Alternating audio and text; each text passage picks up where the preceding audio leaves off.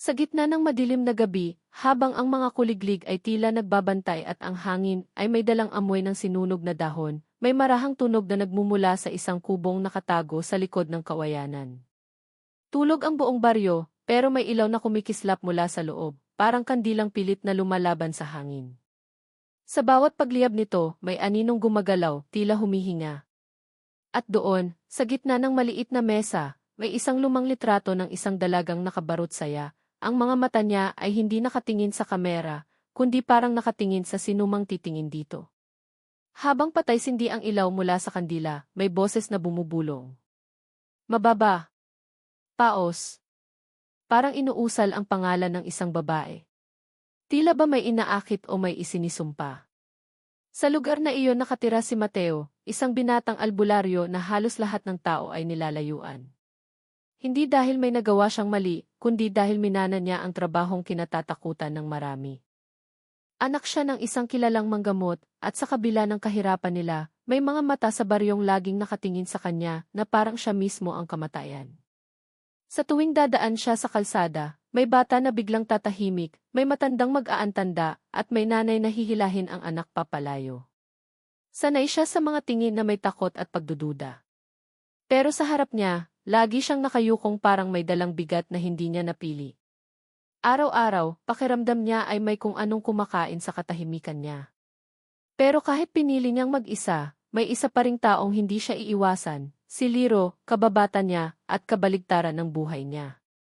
Si Liro ay masayahin, palabiro, at hindi takot sa kahit anong kwento ng engkanto o aswang. Madalas pa nga siyang tumawa sa mga paniniwala ng matatanda. Mateo, masyado lang silang praning. Lahat na lang may multo. Lagi niyang sinasabi, sabay hampas sa balikat ni Mateo. Kahit papaano, gumagaan ang loob ng albularyo sa bawat biro niya, kahit na hindi niya ipinapakita. Ngunit hindi alam ni Liro ang totoong bigat ng trabaho ni Mateo. Hindi niya alam ang mga gabi na hindi makatulog si Mateo dahil may mga pulang mata na nakasilip sa bintana. Hindi niya alam na minsan, habang nakapikit siya, may malamig na kamay na humahawak sa noo niya, para magbalik ng mga alaala ng mga taong pinagamot ng ama niya, mga taong hindi gumaling o hindi dapat gumaling. Kaya tahimik lang si Mateo. Tinatawanan niya ang mga biro, pero may takot na lagi niyang nilulunok. Isang araw, may dumating na balita sa baryo. Isang dalagang mayaman ang bibisita raw sa kanilang lugar. Anak siya ng kilalang negosyante sa Maynila. Matangkad daw, mestiza, maganda, at may balitang naghahanap ng iibang uri ng panggagamot. Biglang nag-ingay ang mga tao, may kaba sa kanilang boses. May nagsabing may karamdaman ang dalaga. May nagsabing sinapian. Pero may isang matanda na nagsabing hindi siya basta tao. Huwag niyong paglapitin sa bahay ni Mateo. Pero paano niya malalaman kung totoo iyon, kung nasa likod lang siya habang pinag-uusapan ng lahat? Tahimik pa rin si Mateo. Nakatingin lang sa lupa, pinaglalaruan ang isang lumang kwintas na bigay ng kanyang ama. Gawa ito sa kahoy at may kakaibang ukit na parang mata. Mahalagang bagay iyon sa kanya, parang proteksyon laban sa hindi niya nakikita. Simbolo ng trabahong hindi niya pinili, pero karga niya buong buhay. Habang hawak niya ang kwintas, napansin ni Liro na manginig ang kamay ni Mateo. Uy, anong problema? Kinakabahan ka? Crush mo yata yung paparating, biro ni Liro. Napangiti si Mateo. Pero hindi ang biro ang dahilan ng panginginig niya, kundi ang biglang pag-ikot ng hangin. Natahimik ang paligid. Tumigil ang kuliglig. Ang dahon ng kawayan na dati sumasayaw sa hangin, biglang nanahimik. Parang may matang nagmamasid sa kanila mula sa dilim. Kinabukasan, dumating ang dalaga. Ang pangalan niya ay Elina. Nakaputi siya, at ang buhok niya ay mahaba at itim na parang balahibong hindi nababasa ng ulan. Habang naglalakad siya sa tabi ng kanyang mga alalay, wala siyang ngiti, walang reaksyon. Pero ang mga mata niya tila hindi dito nakatingin. Parang may sinusundan siyang hindi nakikita ng iba. Habang papalapit siya sa bahay ni Mateo, tumigil siya. Dahan-dahang tumingin sa direksyon niya. Walang salita, pero sapat na ang tingin para bumigat ang pakiramdam ni Mateo. Matagal. Malamig. Parang kilalang kilala siya. Parang inaabangan.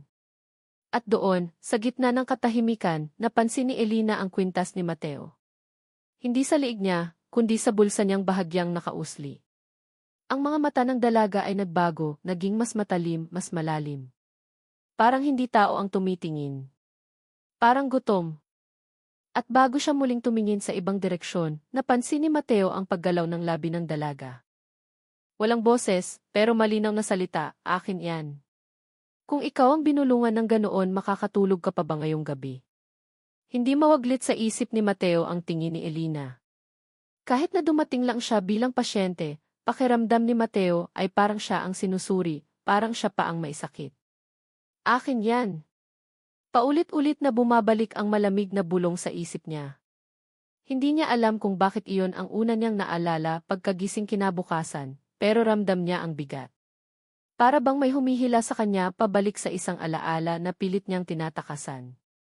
Sa hapag, habang nag-aalmusal ng lugaw, pinagmamasdan siya ni Mang Siso, ang pinakamatandang kapitbahay nila. Tahimik ito, hindi tulad ng dati na laging may kwentong engkanto o payo tungkol sa halamang gamot. Ngayon, iba ang titig sa kanya, may takot, may pag-aalinlangan. Mateo, mahinang sambit ng matanda, ang paparating ay hindi basta tao at hindi lahat ng may karamdaman ay dapat gamutin. Walang dagdag na paliwanag. Tumayo ito at naglakad paalis na parang ayaw nang magtagal sa presensya niya. Sanay si Mateo sa ganoong pagtrato, pero iba ang pakiramdam ngayon. Iba ang takot ng mga tao, hindi takot sa kanya bilang albularyo, kundi takot na baka may mangyari kapag hinawakan niya ang taong iyon. Para bang sila mismo ang nagbabala na huwag siyang makialam. Hindi dahil ayaw nilang gumaling ang dalaga, kundi dahil baka siya ang maging kapalit. Tahimik siyang pumunta sa kwarto ng ama niya, kahit na wala na itong nabubuhay. Nandoon pa rin ang mga gamit ng matandang albularyo, mga lumang bote ng langis, dahon na pinatuyo, buto ng hayop, at mga kakayahang minana niya nang hindi man lang natanong kung bakit siya. Pinagmasdan niya ang istante kung saan nakapatong ang isang lumang kahon na gawa sa kahoy na may ukit na mata, pareho ng ukit sa kwintas niya. Alam niyang hindi dapat binubuksan iyon kung walang dahilan. Paulit-ulit na sinabi ng ama, kung dumating ang oras na hindi mo maipaliwanag ang nakikita mo doon mo lang buksan. At dumating na nga ang oras na iyon. Dahan-dahan niyang inangat ang takip. Pagbukas niya, amoy lumang lupa at insenso ang bumungad sa kanya. May isang mutya, maliliit na bato na may pulang guhit sa gitna.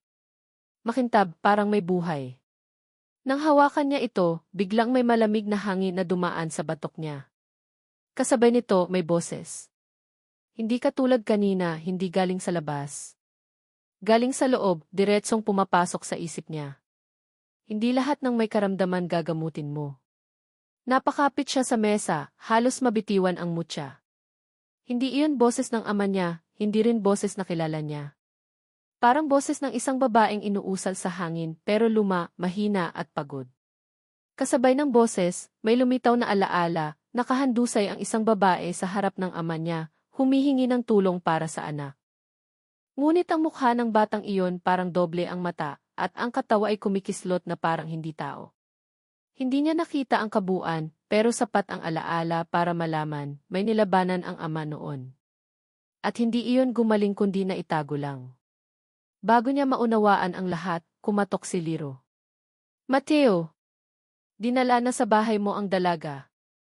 Hindi biro ang tono nito ngayon. Wala na ang sigla, wala na ang biro. Parang napagod siya bigla. Paglabas nila, nakita niya si Elina nakaupo sa gilid ng papag. Tahimik. Hindi tumitingin sa kanila, parang may pinapakinggan na hindi nila naririnig. Kasama niya ang dalawang alalay, pero pareho ang kaba sa mga mata ng mga ito. Parang gusto nilang tumakbo pero may pumipigil sa kanila. Lumapit si Mateo. Ramdam niya ang bigat ng hangin, parang bawat hakbang ay may humihiling na huwag siyang gumalaw. Nagtama ang kanilang paningin. Hindi siya nagsalita agad, pero doon niya napagtanto ang isang bagay. Tao lang si Elina, pero bakit ganoon ang tingin niya sa akin?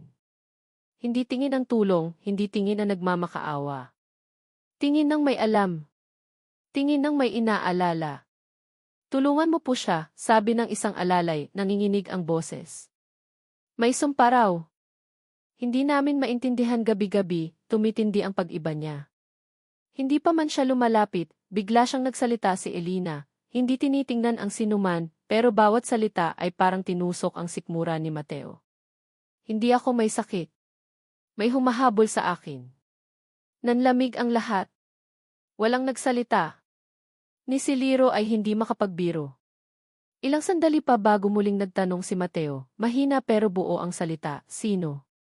Dahan-dahan tumingin si Elina sa kanya. Hindi sa buhok niya, hindi sa mata kundi sa bulsa kung saan naroon ang lumang mutya at kwintas. Hindi tao, sagot niya. At hindi ako ang gusto niya. Sumikip ang mundo ni Mateo. Tila bumalik ang boses sa isip niya, hindi lahat ng may karamdaman gagamutin mo. Ngayon, alam niya kung sino ang tinutukoy. At alam niya kung bakit ang tingin ng mga tao sa kanya ay maihalo palang takot. Hindi takot sa kanya bilang albularyo, kundi takot kung ano ang susunod na haharapin niya. Bago matapos ang araw, napansin niyang umiikot ang tingin ni Elina sa paligid ng bahay. Parang hinahanap ang isang bagay. Pagkatapos, bumanggit siya ng mahina, halos hindi marinig, nagbabalik lang ang dapat kunin. Parang narinig niya na ang salitang iyon dati. Sa boses ng matanda, sa alaala ng ama, sa mutya, sa bulong sa gabi. Etyo na hindi niya maintindihan noon, pero ngayon parang babala na bumabalik, mas matalas, mas totoo. Kung ikaw ang sinabihan na hindi ikaw ang hinahabol kundi ang bagay na nasa kamay mo, iiwanan mo ba ito? O pipiliin mong malaman kung bakit hindi ka pwedeng tumakas? Mula nang sabihin ni Elina na hindi ako ang gusto niya, hindi na mapakali si Mateo. Kahit nakaupo lang siya sa tabi ng papag kung saan nakahiga ang dalaga, pakiramdam niya ay hindi na siya ligtas kahit sa loob ng sariling bahay. Nakatakip ang bintana, mahina ang ilaw ng lampara, pero parang may mga matang nakasilip mula sa labas. Hindi niya alam kung tao, hayop o alaala lang. Basta naroon. Parang naghihintay. Gusto niyang sabihin na hindi niya kaya, na hindi siya handa, na hindi niya gustong sundan ang yapak ng ama. Gusto niyang sigawan ang mundo, ayoko nito. Pero wala siyang boses na lumabas. Tahimik lang siyang nakatingin sa kama, sa anyo ni Elina na para bang tulog pero hindi kumikilos na parang tao. Minsan bumubuka ang mata niya ng bahagya, pero hindi para tingnan ang paligid, para lang sundan ang mutya sa bulsa ni Mateo, para lamang sundan ang bagay na hinahanap niya. Naramdaman niya ang bigat ng kwintas na nakasabit sa kanyang bulsa. Hindi ito mamahalin, hindi ginto. Gawa lang sa kahoy at may ukit na mata. 9 na taon na niyang dala, mula nang mamatay ang ama. Iyon ang huling iniwan sa kanya, kasabay ng malamig na paalala, anak, lagi mong dalhin to, hindi para sa iyo kundi para sa mga hindi mo kayang makita. Noon, hindi niya naintindihan kung bakit mailuha sa mata ng ama habang ibinibigay iyon. Hindi niya naintindihan kung bakit may takot sa boses nito kahit sanay ito sa anino, sumpa, at sigaw ng mga kagamutan. Ngayon lang niya nararamdaman ang bigat, hindi pala ito proteksyon para sa kanya, kundi bantay, kulungan, posibleng pain. Hindi ito regalo. Baga ito na dapat niyang panagutan. Lumapit si Liro, pinagmamasdan ang dalaga. Tahimik din, hindi na siya nagbibiro, hindi na siya kumikong tagapagpagaan ng loob. Napansin ni Mateo ang pagbabago. Parang naunawaan ni Liro na hindi ito sakit ng tao. Parang naramdaman niya na may kinalaman si Mateo kahit hindi sinasadya. Mateo, mahinang sambit ng kaibigan. Kung kaya mo tulungan mo siya. May pakiusap sa boses, pero may takot na rin. Tila nagdadalawang isip. Gusto niyang sabihin iyon pero hindi niya kayang sabihin ng buo. Napayuko si Mateo. Paano kung hindi ko dapat tulungan? Hindi agad sumagot si Liro. Nakatitig lang sa kanya, puno ng pag-aalala at tanong. Walang salita pero malinaw, takot ka. At hindi ko alam kung tama bang lumapit o lumayo sa'yo. Mateo, sabi ni Liro, halos bulong, kung hindi ikaw sino. Hindi niya alam. Hindi niya kayang sagutin. Hindi niya kayang tumingin dito. Parang siya rin ang may kasalanan kung bakit may humahabol kay Elina. Parang siya ang dahilan kung bakit natatakot ang mga tao. Parang siya ang punot dulo ng isang sumpang hindi niya sinadya, pero dala-dala niya. Nang gabing iyon, hindi siya makatulog. Parang binabantayan siya ng mutya. Nasa bulsa lang pero parang may tumatago sa damit. Tuwing pipikit siya, may malamig na hangin na dumadaan sa tenga niya. May boses na pabulong, hindi sakit hindi tao, hindi ikaw ang pipili ikaw ang pinili. Nagising siya bigla at napahawak sa bulsa. Walang boses na lumabas sa labi niya, pero puso niya'y kumakabog. Ayaw niyang paniwalaan, pero unti-unti humihigpit ang pakiramdam. Para bang may puwersang sumusulat ng kapalaran niya nang hindi niya alam. Sa kabilang papag, biglang nagmulat ng mata si Elina. Mula sa dilim. Walang ingay. Walang galaw. Pero nakatingin sa kanya. Hindi iyon tingin ng taong nangangailangan. Hindi iyon tingin ng pasyenteng humihingi ng tulong. Tingin iyon ng isang taong nakakaalam. Na parang may dapat ipaalala. Mukhang hindi ka natutulog, sabi niya, mahina, hindi iniisip. Hindi sumagot si Mateo. Hindi rin gumalaw si Elina. Pero dahan-dahan, gumalaw ang kanyang kamay, parang gumuguhit sa hangin. Hindi sa direksyon ng sarili niyang katawan, kundi tungo sa bulsa ni Mateo. Bahagyan niyang sinundan kung saan nakalagay ang kwintas at mutya. Hindi niya hinawakan pero parang gusto niyang hilahin. Biglang bumalik ang hangin na nawala kanina. Umungol ang kawayan sa labas. Parang may humahawak sa mga dahon. Parang may humihingal. Kinabahan si Mateo. Tumayo siya, lumabas mula sa maliit na kwarto at naglakad papunta sa likod ng bahay. Hindi niya alam bakit niya iyon ginawa. Hindi niya alam kung bakit parang tinatawag siya ng dilim. Pero lumalakad ang paa niya nang hindi iniisip. Pagdating niya sa labas, walang buwan. Walang tunog. Pero may aninong parang nagbabago ang hugis sa ilalim ng puno ng mga. Hindi tao. Hindi hayop. Minsan mahaba, minsan parang ulo ng bata, minsan parang kamay. Tumingin siya nang hindi gumagalaw ang anino, pero parang nakatingin iyon pabalik. Gusto niyang tumakbo, pero hindi gumalaw ang katawan niya. Parang pinipigilan siya ng bigat sa bulsa, ng kwintas, ng mutya, ng responsibilidad na hindi niya gustong tanggapin. Ikaw ang pinilit, bulong ng hangin. Napapikit siya. Nang muling iminulat ang mga mata, wala na ang anino. The air moved again, this time may amoy ng insenso at dugo. Hindi niya alam kung may nasaktan o may parating pa lang. Pagbalik niya sa loob, tulog si Liro sa sahig. Si Elina, nakapikit, pero may bakas ng ngiti sa labi. Hindi masaya. Hindi mabait. Parang ngiti ng taong nakikita ang takot at alam kung saan iyon patutungo. Parang sinasabi nito na hindi pa nagsisimula ang lahat. Habang nakatingin siya sa dalaga, napansin niyang kumintab ang ukit ng mata sa kanyang kwintas. Parang humihinga. At doon niya naramdaman, hindi siya albularyo lang. Isa siyang bantay.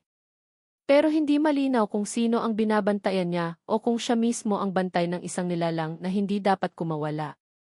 Humigpit ang hawak niya sa kwintas. Hindi niya alam kung proteksyon ba iyon o tanikala.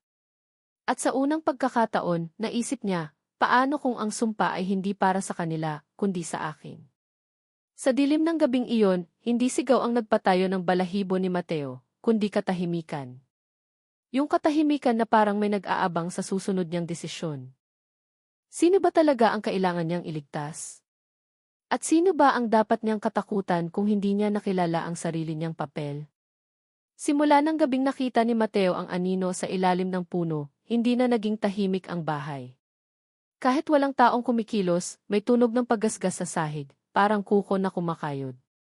Tuwing pipikit siya, naririnig niya ang mabagal na bulong sa tenga niya, hindi boses ni Elina, hindi boses ng ama. Parang boses ng isang bagay na matagal nang naghihintay. Gabi-gabi, isa lang ang paulit-ulit na panaginip niya, madilim na kwarto, lampara na mahina ang ilaw, at isang mata sa gitna ng pader, nakamasid, hindi kumukurap, parang palaging gising. Kapag sinusubukan niyang lapitan, biglang may kamay mula sa dilim na aabot sa liig niya. Pagdating niya sa puntong halos maabutan niya iyon, biglang mawawala ang mata at napapalitan ng isang bibig na kangiti. Lagi siyang nagigising bago magsara ng buo ang bibig na iyon. Laging pawis, laging may kaba. Sa tuwing babangon siya, naroon ang mutya sa bulsa niya, malamig at mabigat, parang bato na buhay. Parang humihinga sa kamay niya. Paulit-ulit ang panaginip. Paulit-ulit ang bibig na ngumingiti. Paulit-ulit ang bulong, hindi ka makakatakas. Sa umaga, pati ang mga hayop sa paligid ay parang nagbabala. Ang aso ni Mang Siso, na dati tumatahol sa kahit sinong dumadaan, biglang tumahimik tuwing makikita si Mateo. Ang mga kalabaw sa bukid, biglang nag-aalimpuyo kapag dinaanan niya. Minsan, nakita niya ang pusa sa bahay, nakatitig sa mutya na parang naghihintay sa itsura nito. Hindi ito nangangalabit o nagtatago, nakamasid, parang bantay. Si Liro naman, kahit hindi sinasabi, ramdam ang takot sa boses. Nagsimulang tumulong sa pag-aayos ng mga halamang ginagamit sa panggagamot. Naghanda ng mga dahon, langis, asin, kahit hindi niya alam paano gamitin. Kung anong pwede nating paghanda gawin na natin, sabi niya minsan, pilit na matapang, pero nanginginig ang kamay habang nagtatali ng dahon. Liro, sabi ni Mateo, pwede ka pang umatras. Tumingin lang si Liro, diretso pero may pangamba. Kung aalis ako, iiwan kita sa anong bagay na yan. Sino ang sasaluhin mo kapag dumating ang oras? Hindi niya kailangan dagdagan ang sinabi. Ang presensya sa bahay ay lumalalim araw-araw. Hindi ito basta sakit o sumpa. Parang inaabangan ang tamang sandali. Habang pinag-uusapan nila iyon, biglang kumalansing ang wind chime sa labas kahit walang hangin. Sunod, may daga na nagkikisay sa gilid ng dingding, parang may sinisigaw, pero walang boses. Tumigil ito bigla at parang binawi ang buhay. Napatigil ang dalawa. Walang nagsalita. Pero pareho nilang alam, mas malapit na ang kalaban. Nasa kabilang papag si Elina, nakahiga pero hindi tulog. Minsan nakatingin lang sa kisame, minsan sa dingding, minsan sa direksyon ni Mateo. Hindi niya kailangang magsalita para magbigay babala. Minsan sapat ang tingin. Minsan sapat ang ngiti. Hindi nakakatakot ang itsura niya, nakakatakot kasi parang alam niya lahat, pero hindi niya sinasabi. Parang hindi siya lumalaban. Parang naghihintay. May isang gabing napansin ni Mateo na dumudugo ang kahoy ng kwintas sa bulsa. Hindi sugat, hindi pintura. Para bang pawis na dugo. Nang hawakan niya ito, biglang may alaala na bumalik. Ang ama niya, tumatakbo palabas ng gubat bitbit ang isang maliit na kahon, umiiyak, humahagulgol ang pangalan niya. Hindi niya maalala ng buo, pero may isang linyang tumata, hindi katawan ang gusto nila. Ang bantay iyon ang alay. Napaatras siya. Napakapit sa mesa. Napatingin kay Elina. Saka siyang umiti ng kakaiba, hindi galit, hindi masaya, parang naawa. Parang alam niya kung ano ang magiging kapalaran niya. Parang may gusto siyang sabihin pero hindi niya sinabi. Kinabukasan, habang inihahanda nila ang mga dahon at asin, biglang may malalakas na pagaspas sa bubong. Hindi ibon. Hindi pusa. Mabigat. Minsan parang naglalakad, minsan parang gumugulong. Parehong hindi makagalaw sina Mateo at Liro, pero nagtago na lang ang takot sa loob nila. Mateo, bumuntong hininga si Liro, kung ikaw ang kailangan niyang isakripisyo, papayag ka ba para mailigtas siya? Hindi agad sumagot si Mateo. Tahimik, mabigat ang mata, parang gusto niyang sabihin na hindi. Pero may boses sa loob niya, bulong mula sa mutya, mula sa panaginip, mula sa nakaraan, hindi palaging may pagpipilian ang bantay. Dahan-dahan siyang tumingin kay Elina. Hindi naman siya nagsasalita, pero may halong pakiusap ang kanyang tingin, may takot, may galit, may pag-amin. Hindi niya alam kung humihingi ba ito ng tulong o nagbabala na siya mismo ang magiging dahilan kung bakit may mamamatay. Sa gabi, muling nangyari ang panaginip. Muli ang mata, muli ang bibig, muli ang kamay na aabot sa liig niya. Pero ngayon, bago siya magising, narinig niya ang boses ng ama niya, "Anak, bantay ka. Hindi tagapagligtas." Pagbangon niya, natagpuan niyang bukas ang bintana. Walang hangin. Walang tao. Pero sa sahig, may bakas ng paa, hindi paa ng tao. Maliit, mahaba, parang kamay na may 4 na daliri. Basang-basa ng pulang likido. Hindi dugo, pero amoy dugo. Nangilabot si Mateo. Napatingin kay Liro, tulog pa rin pero pawis. Napatingin kay Elina, nakamasid sa bakas, parang inaantabayanan ang susunod. Walang takot sa mukha niya. Parang sanay. Parang nakaranas na ng ganito noon. At doon napansin ni Mateo, ang mutya sa bulsa niya, hindi na malamig. Mainit na. Parang nag-iinit dahil may nilalang na malapit. Parang handa na itong gumising o gamitin siya. Sa gitna ng katahimikan, isang tanong ang tumimo sa utak niya. Kung ang bantay ang kailangan nilang alayin, kaya mo bang tumanggi kung ikaw mismo ang susi? Minsan hindi sumisigaw ang panganib.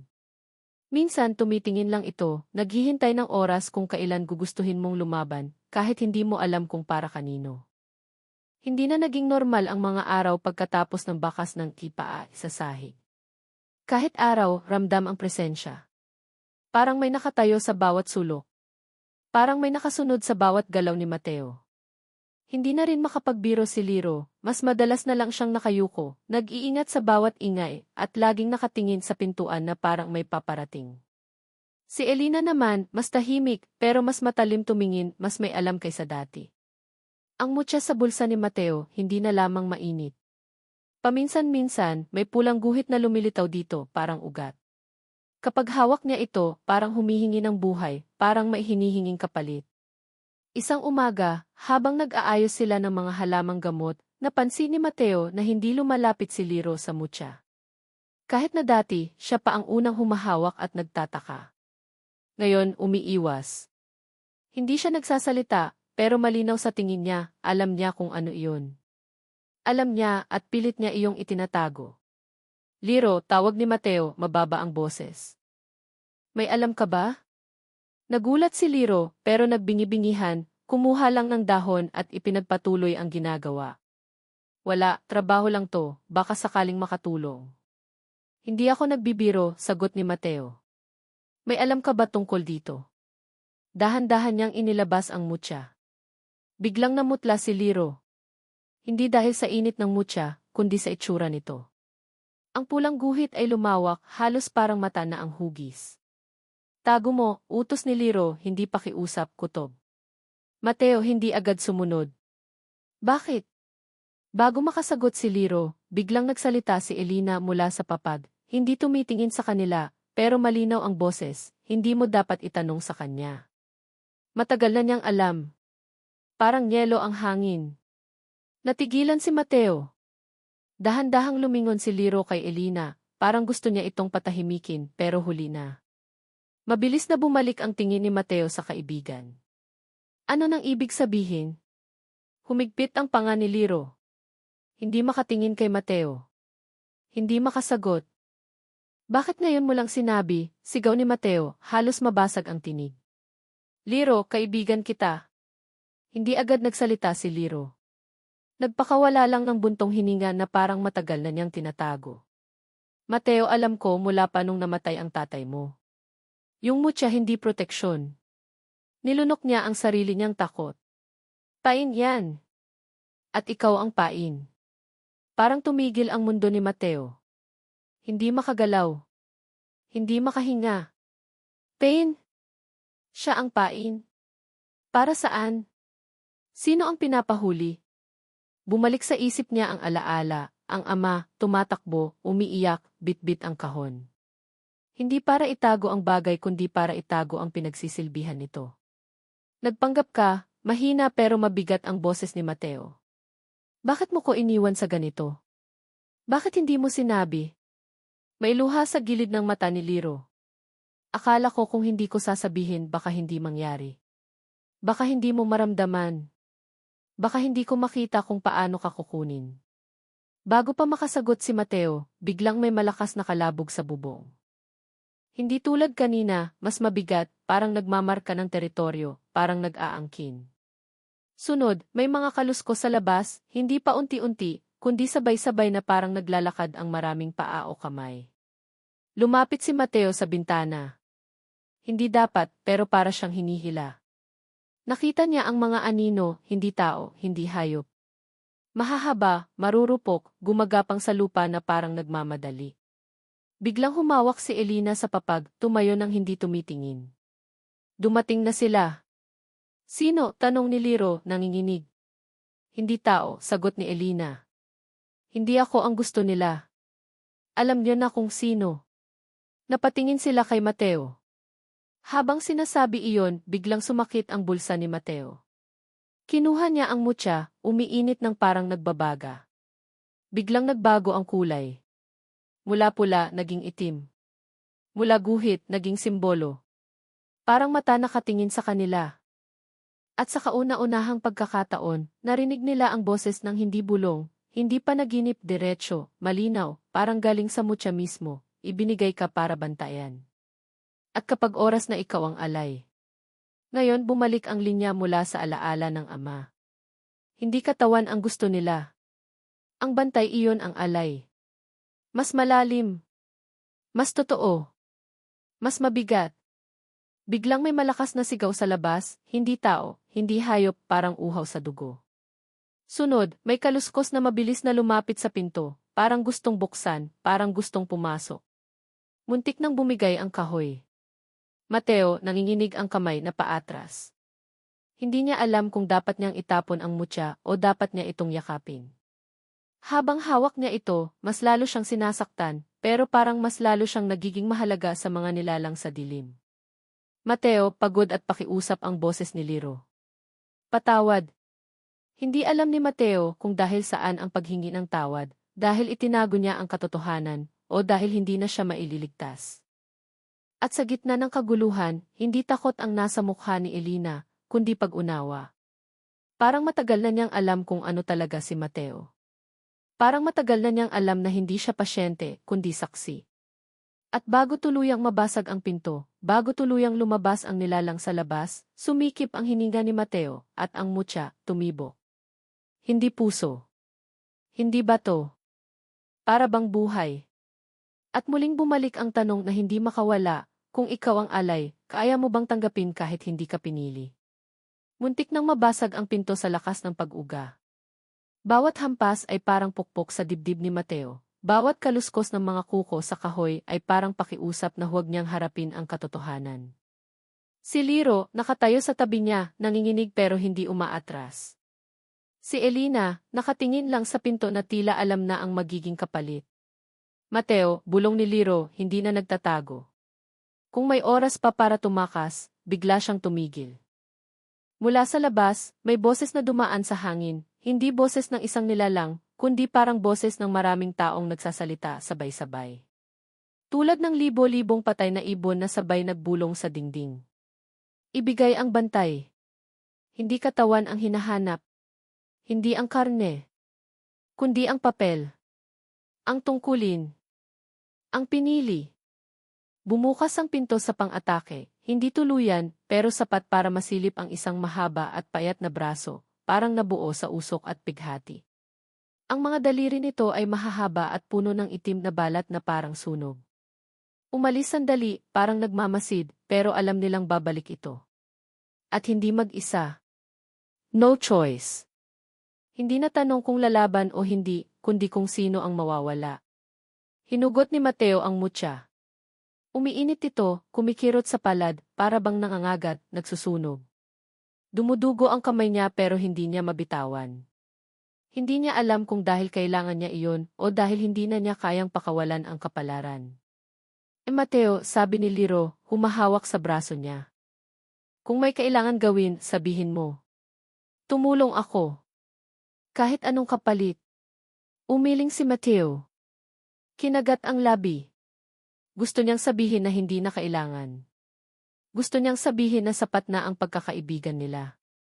Pero paano mo masasabi kung ang kaibigan mo ang tanging handang ialay ang sarili kapag ikaw ang hinahanap? Napatingin si Mateo kay Elina. Tahimik pero may luha sa gilid ng mata. Hindi takot. Hindi pangamba. Luha ng isang taong nakakita na ng kapalarang hindi maiiwasan. Parang matagal na niyang alam kung ano ang huling mangyayari.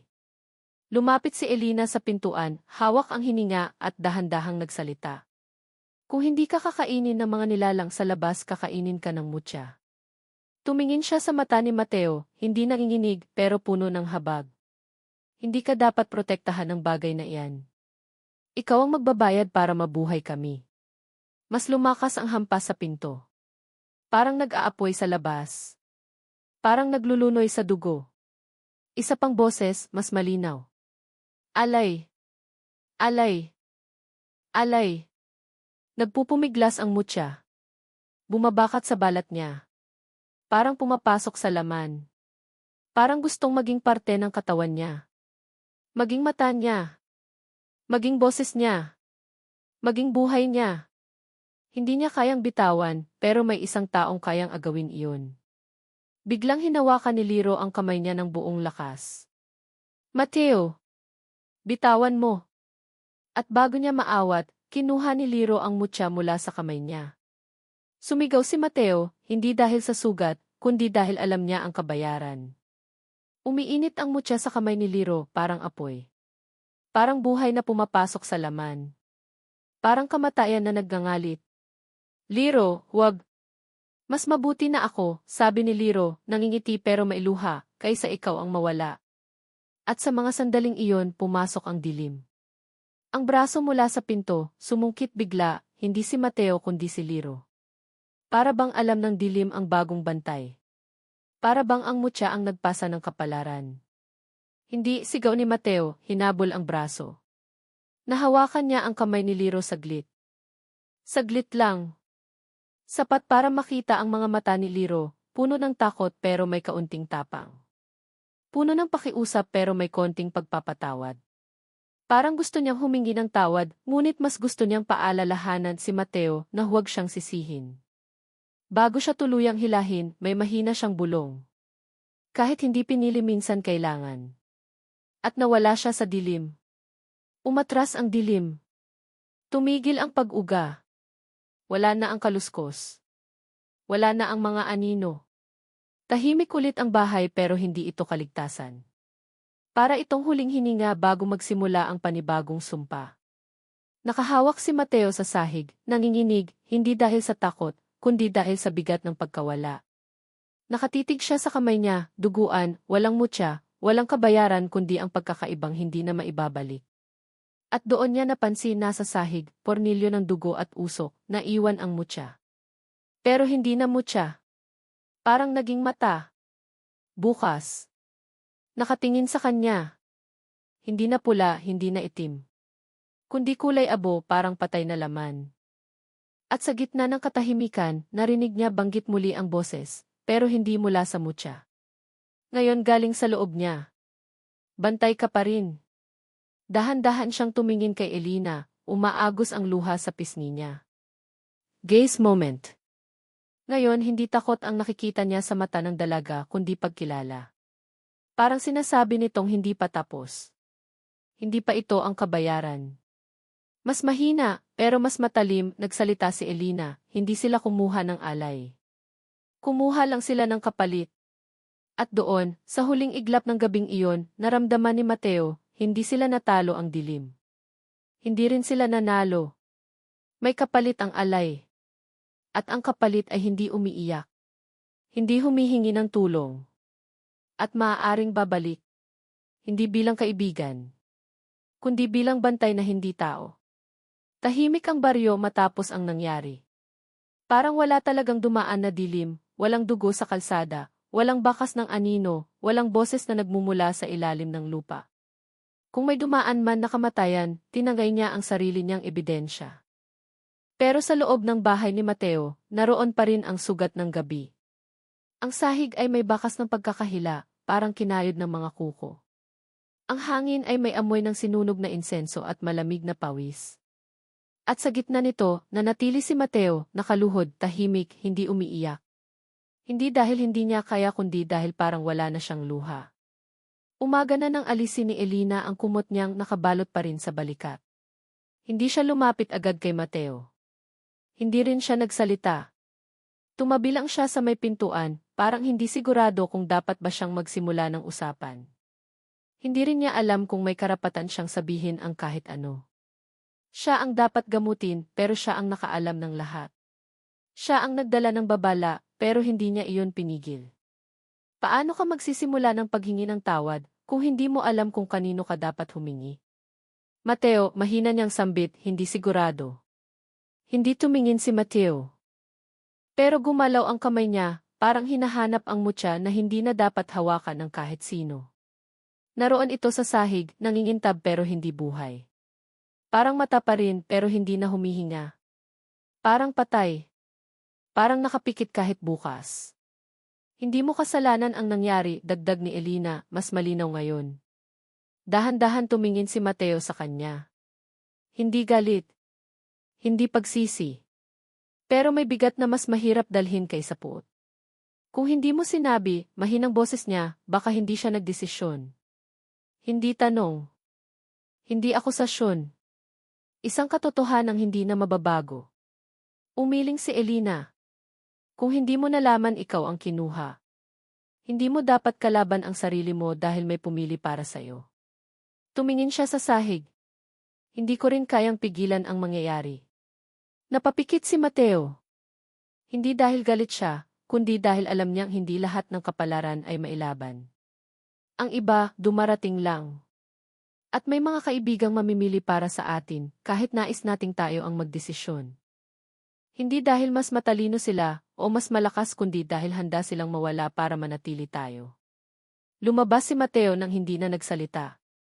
Dumaan siya sa mga kapitbahay na ngayon ay nagtataka lang, humihingi ng paliwanag, pero hindi sapat ang kanilang tanong para kunin ang bigat na dala niya. May mga matandang nag-aantanda, may batang nagtatago sa likod ng ina, at may ilan na humihinto sa kalsada at nagtataka kung bakit nagbago ang hangin. Walang nakaalam. Walang makakaalam. Pumunta si Mateo sa puntong hindi niya pinupuntahan, ang punong mangga kung saan niya unang nakita ang anino. Dala niya ang mutya, balot ng panyo, hindi para gamitin, kundi para ilibing. Hinukay niya ang lupa gamit ang kamay. Hindi malalim.